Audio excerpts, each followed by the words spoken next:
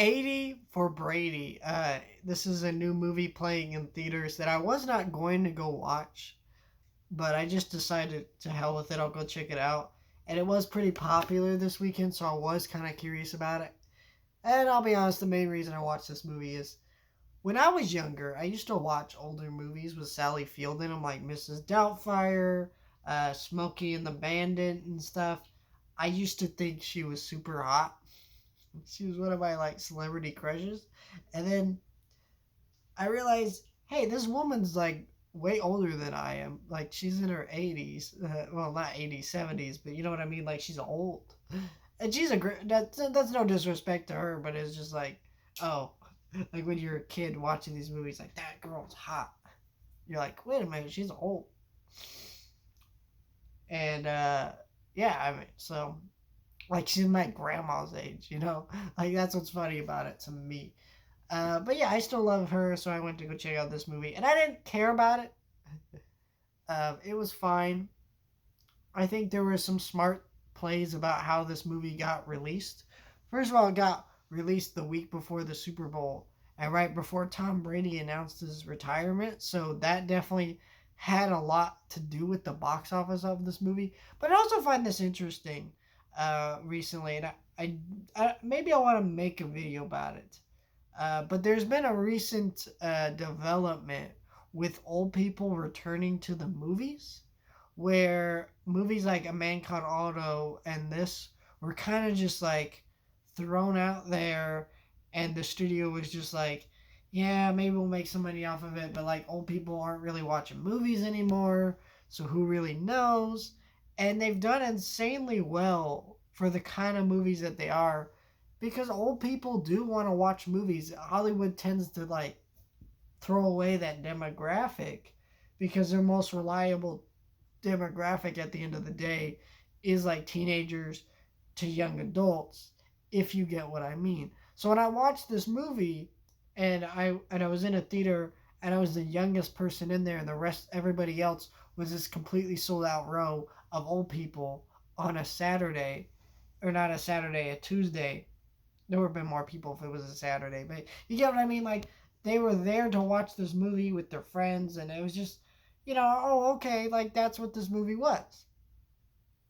And this movie was not good, but like the old people there, they laughed consistently. They like everything that happened in it was the coolest thing they've ever. It was the funniest thing they've ever seen. They had a great time. They enjoyed the movie. Not a great movie, but they had a great time, and I think that's interesting. You know, I think sometimes movie critics you get really harsh where you're like, this is a shitty movie or whatever. But old people went to this movie and had a good time, and that's a good thing because as someone who loves movies, like I can't really complain that this is out there and popular if it's helping a business dragging an audience that's disappeared and causing the failure of the business, if you get what I mean. So like I don't really like this movie. I don't think it's a good movie, but I'm respecting somehow what it's doing, which is interesting to say the least. And the reason why I don't like this movie is it is a very boring movie.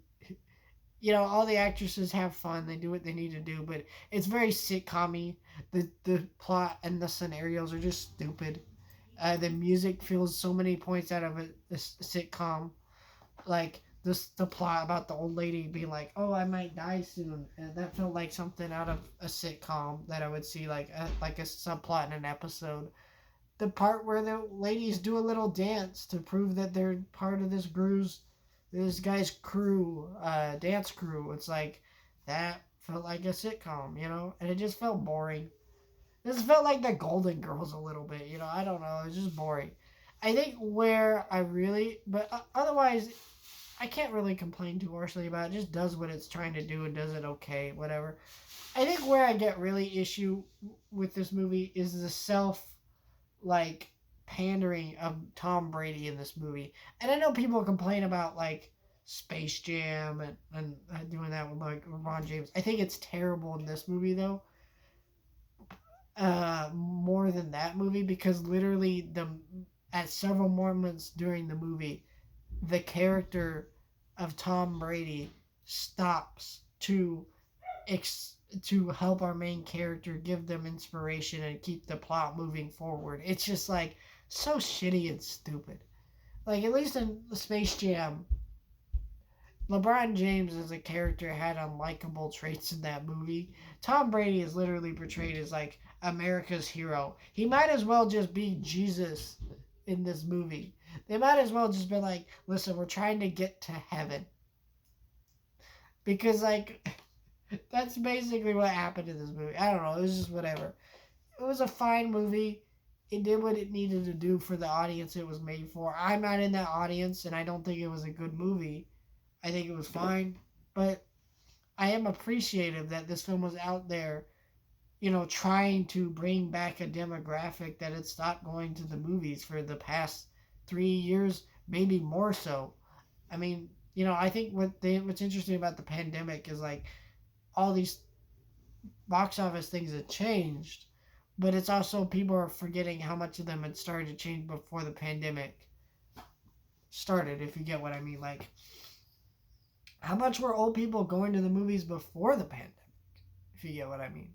I don't really know, but I was very impressed by the numbers this movie was able to do. I think it's probably going to drop off this weekend, though. I don't think it's going to be doing well during Super Bowl weekend. Maybe Friday, but I think Saturday and Sunday it's going to be a huge drop off for this because who wants to go watch this? Because anyone that would want to go watch this movie would watch it this weekend or this week. And I definitely think that it's an alright little movie that was able to do what it needed to do.